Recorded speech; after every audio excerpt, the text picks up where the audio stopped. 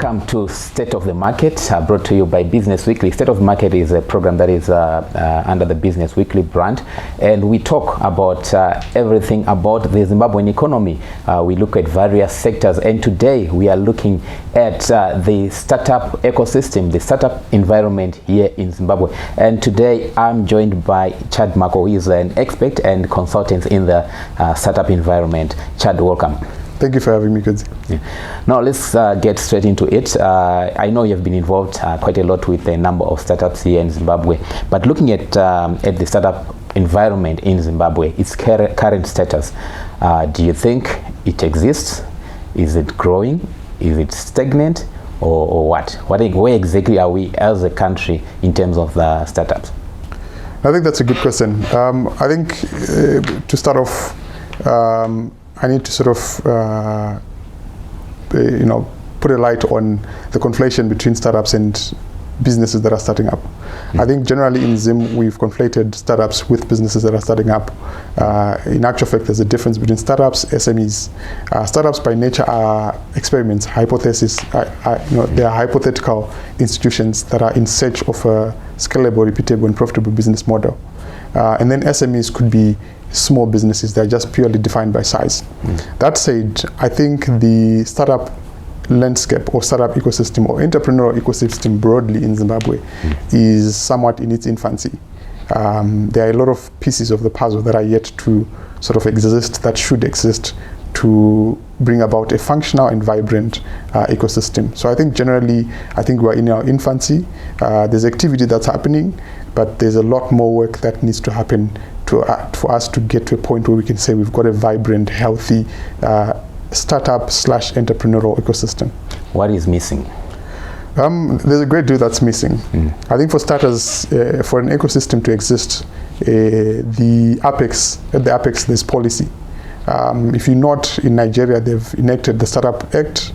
If you're not in South Africa, they've enacted the Startup Act. In Zimbabwe, what we have is the SME Act, which in essence defines businesses by size, from the micro, small, medium, in terms of the revenue that they earn per year. That act provides for the existence of the SMEDCO, which is the Small Enterprises Development Corporation. It does not really go beyond that in terms of providing for the key elements that are required to make the ecosystem vibrant. So number one is policy. Number two, the ecosystem in as far as financing is concerned. I think we are running a pretty much artificial ecosystem that expects to reap where it does not plant. If you look at financing, generally the money that has been going into the startup scene in Africa or the entrepreneurial ecosystem in Africa has been going to Nigeria, it has been going to Kenya, it has been going to South Africa, but Zimbabwe is lagging behind. Not to say that there hasn't been activity. There's been a little bit of activity, like the recent fundraising round, which was effected by one of the neo banks in Zim, where they raised $600,000. That's a plus, but we are still a very long way to go. That's number two in terms of financing. Number three, it's in terms of skills and upskilling. I think what we are trying to do is to use archaic old templates to answer to contemporary business needs. Startups by nature are forward-looking.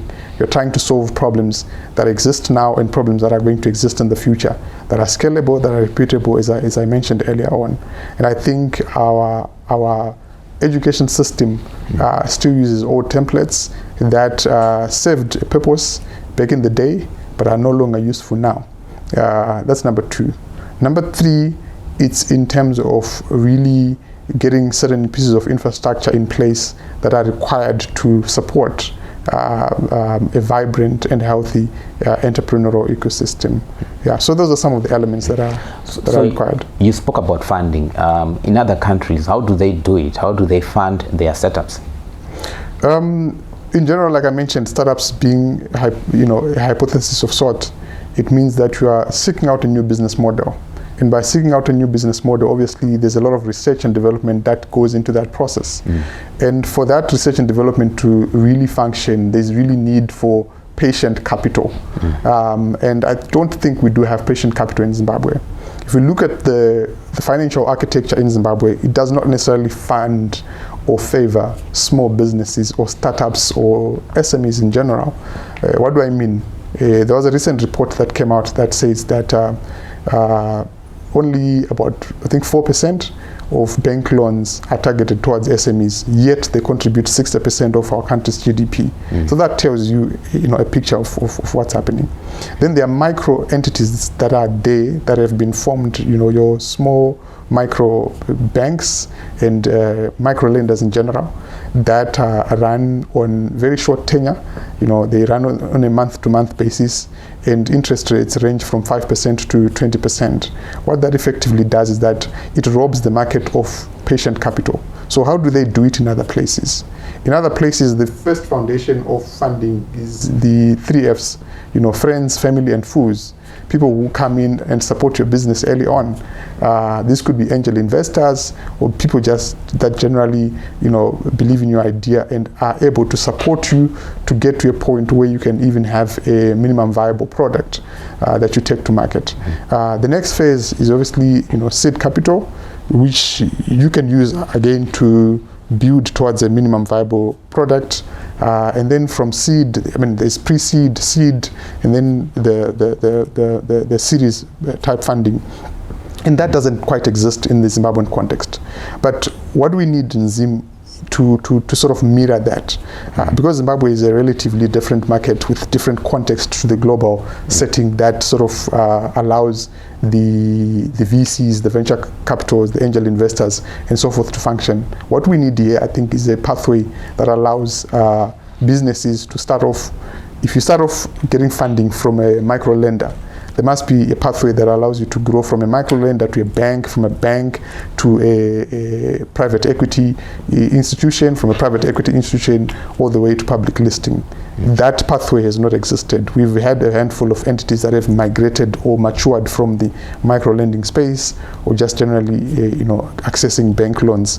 And like I highlighted, only 4% of bank loans are targeted towards small to medium scale enterprises. You are watching State of the Market, a program that is brought to you by Business Weekly with me, Kudzanai Sharara. Now, let me take you back a little bit, Chad. When we talk of startups, how important is it that economies, Zimbabwe included, must have these startups? For me, startups are a source of reinvention. Economies reinvent themselves through startup. They evolve through startups because they're forward-looking. These are new business models that answer some of society's most pressing challenges in a commercially viable way. So economies that have been able to fund their startups have continued to lead globally. If you look at funding for startups, for example, over the past 4 years in China has invested around $250 billion for its startup scene. The US has invested around $1 trillion over the past 4 years. The rest of Africa has not done, it's around $10 billion over the past 4 years. So when you look at that, you realize that economies that are constantly leapfrogging and continuing to reinvent themselves are actually, really taking a serious approach to how they deal with their startups. So that they are quite critical to the reinvention of an economy. They are quite critical to leapfrogging other economies. They are quite critical to changing the complexion of an economy. If we were an agriculture-based economy in 1980, we cannot continue to just be purely an agriculture-based economy in 2024. I was going to come in there and say, when you look at Zimbabwean economy has had its challenges, when you look at the Zimbabwean economy, which sectors or areas do you think we could have benefited if we had a good startup environment? For example, agriculture that I mentioned, the state of Zimbabwe's agriculture has somewhat been influenced by recent activities, but I don't think we've evolved to the extent to which we must evolve in terms of really getting our agriculture industry to where it's supposed to go. I must point out to the young people who have gone in with agri-tech type startups that are really going in there. For example, there's certain startups maybe which I cannot mention on your program, maybe because I may act like I'm endorsing. You can mention one or two. Yeah. So there's, for example, Farmbuzz. If you look at what Farmbuzz has done, is to really use AI-powered tools to advance the level of of activity within the agriculture scene. They're using drones for spraying chemicals. They're using technology and really harnessing technology, and in fact mainstreaming technology in agriculture. Things that could actually, that possibly were being done by 5 or 6 people can be done by one drone within a couple of hours. And so that's the kind of efficiency we need to move towards, because I don't think we have the right quality of jobs in agriculture now. And for us to have the right quality of jobs in agriculture and across the entire value chain, we need to really start having manufacturing startups even that are exploring new business models in manufacturing to really move our products from the raw materials that we're exporting. As you know, resources are undervalued at the point of extraction. If you are not processing, if you are not value adding, like other economies, you continue to get the crumbs, that fall off the table. The real money is being made up the value chain. So any startups that exist across the value chain, whether it's in clean tech and renewable energy, we're having an energy challenge today, startups that exist in that space, startups that exist in manufacturing startups, and generally startups that are, providing even financing. We spoke about the challenges in financing. Fintech, from a very practical point of view, that's inclusive and sustainable, and most importantly, patient. We need more of those in this space. You're watching State of the Market, and this week we are talking to Chad Mhako, who is an expert and consultant in the startup environment. Now, Chad, when you look at our education system in Zimbabwe has been criticized before. Maybe it's too theoretical. Others say it's now outdated. When we then now look at the startup environment, is there a strong pool of talent available for startups in Zimbabwe, or this is also a challenge? I think that's another challenge, but I think I'm happy to note that the conversation around Education 5.0 has somewhat attempted to mainstream other elements other than just academia, other than just research and teaching. I think they're trying to mainstream other elements, experimental education, where they're experimenting on new ideas and things like that. In terms of talent, I think a great deal of our talent is being swayed and swept away into other markets, because startups in general are underfunded. They cannot attract the same quality of talent that you would attract, for example, in Cape Town, where there's a much more vibrant startup ecosystem, or in Lagos, Nigeria, or in Kenya for that reason. So because startups cannot attract talent, you find that a lot of startups are actually, running with very, skeletal teams. They've got very small teams and they're bootstrapping, and because they're bootstrapping, they can't really attract the right skills. And then institutions of higher learning are also possibly struggling to attract the right skills. What you really need in institution of higher learning are entrepreneurs in residence. And how many entrepreneurs in residence do you find at these institutions supporting entrepreneurs and really telling them and showing them the way in terms of what can be done and the possibilities that exist? There are not so many. Yeah. Probably someone is watching and saying, okay, we are talking of skills. What sort of skills do you find or that are good for startups? What sort of skills and experience are most in demand for startups? I think the most in demand skills, obviously, in related to tech, developers and programmers, people who are able to build tech-enabled solutions. Those are probably the most in-demand skills, and then generally the typical skills that you would need in any business setting. Your marketing, the ability to develop a go-to-market strategy. Ultimately, for startups to be commercially viable, it needs to have paying customers. It needs to have customers that are willing. Maybe not now, but you must be able to then build your product towards some level of product market fit. So those are the kind of skills that I think are essential. And then generally, the other skills that relate to compliance and other things. I mentioned fintech, for example. There's a lot of young people who want to establish their own startups, but they don't know how to sort of comply. The RBZ has set up the regulatory sandbox, for example. Yeah. A lot of young people actually don't know what is that animal, So those are some of the skills that are required in terms of just, conscientizing and making, the actors within the ecosystem aware of these issues. So for us to leapfrog and maybe catch up with other markets, what do we need to do is the onus on those who are into this in the startup environment, or is it government that has to put in to set an environment? How does it work? How do we get where the Nigerians, the South Africans are? I think that's a good question. And like I highlighted earlier on, you know what South Africa has done? They've enacted the Startup Act. You know what Nigeria have done? They've enacted the Startup Act. And I think it's a collective effort. We don't want to sound like entrepreneurs are always crying for help. But the reality is that policy is the fertile soil in which a private enterprise can thrive. In the absence of a healthy and functional policy environment, and I don't mean to say that the policy environment is in shape, but for startups in particular, we lack a functional policy environment that allows for future-driven solutions to really exist. An example is this: if you start your business today, you are going to be subjected to the same tax requirements as would be a large-scale enterprise. But in actual fact, when you start your business today, you are bootstrapping, you are underfunded. It's like you have chickens and they've laid eggs, and you don't wait for those eggs to hatch. You then, start eating those eggs. The minute you start eating those eggs, it means that you're not going to have chicks. And when you don't have chicks, you cannot have more impactful contributions from your chicken because it's just going to be giving you eggs, and you're not going to be able to go beyond that. So you would recommend that, for example, you'd recommend that maybe the startups might be exempted from paying tax. What else would you recommend for them to thrive? For me, I think anything that allows them, because we said for them to really function and thrive, they need patient capital. So patient capital. And the patient policy framework that says to them, we want you to have a more impactful, enduring, and more tangible sort of impact in the economy.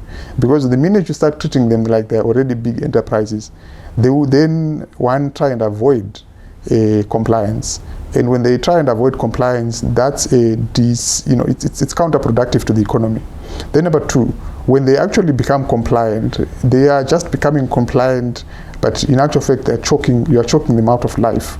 What it means is that you may get $1 from them today, but if you had been patient enough, they probably would be giving you $10 in a month's time, right? Would you rather get $1 from them today and then they shut the next week, or you would rather have a scenario where you give them enough time to breathe, and then they get to a point where they can contribute $1 to the economy, and their contribution becomes more sustainable, becomes more enduring, it becomes more impactful even. They can create better quality jobs within the economy. The kind of jobs that are being created at present are actually not, well-paying jobs. They're not sustainable jobs. They start today, the next day they're no longer there, or the next day they leave and go to a jurisdiction or market that they consider to be more functional in as far as their requirements are concerned. So I think those are some of the things that are required. What policy incentives can we put in place to allow them to really grow, to allow them the kind of patience, to allow them to then be able to attract even patient capital? What policy need to be in place, for example, in the banking space, where if there are 4% of loans that are being issued are just going to, are going to the small to medium scale enterprises, it means that 60% of our productive, the actors in the economy, they're not really being funded. They are going elsewhere, and by going elsewhere, it means they are not competitive. And when we look at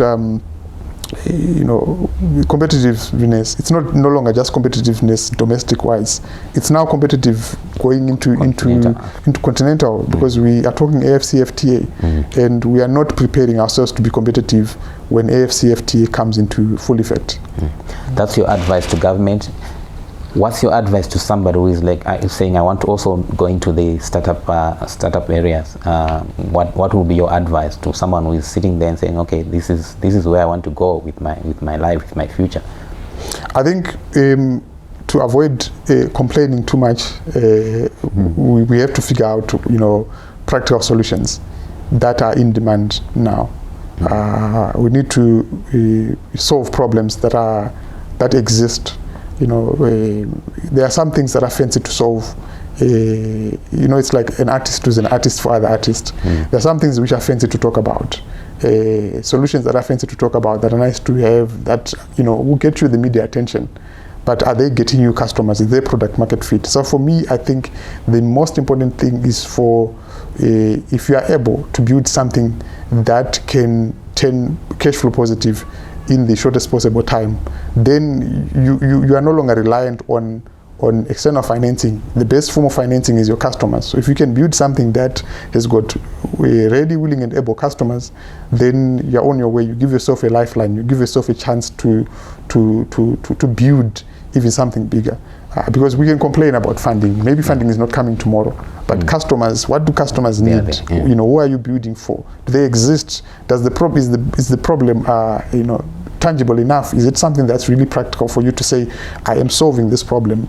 Or it's just one of those problems that are, where people are talking fancy language, but that is, divorced from the context in which they are operating from. So I think context matters. I think startups that are functional, they have to solve problems that are contextual, that they've got ready, willing, and able customers that exist. And any parting shots? Parting shots are that let's continue to build, let's seek advice, let's engage. The ecosystem is us, right? It's those components, it's consultants like myself, it's the academic institutions, it's the financing institutions, it's the government, it's the actors, the entrepreneurs themselves. Let's continue to build, let's continue to collaborate, let's continue to engage in functional, meaningful conversations that build our country. Maybe an afterthought question on government side. Who do startup interface with? Is it the Ministry of Youth? Is it the Ministry of Finance? Ministry of Industry and Commerce? So fintech startups now can they interface with the central bank through the regulatory sandbox. This is for fintech startups. But generally anyone else who considers them as a startup would probably be interfacing with the Ministry of ICT, would probably be interfacing with the Ministry of SMEs. But like I said, there's a mischaracterization of startups. So there is no single institution that has been optimized to really deal with startups as they exist as entities that are pursuing new, scalable, profitable business models. That brings us to the end of State of the Market, where this time around we're talking about the startup ecosystem in Zimbabwe, and I was joined by Chad Mhako, who is an expert and consultants in the startup area. So until next time, I'm Kudzanai Sharara.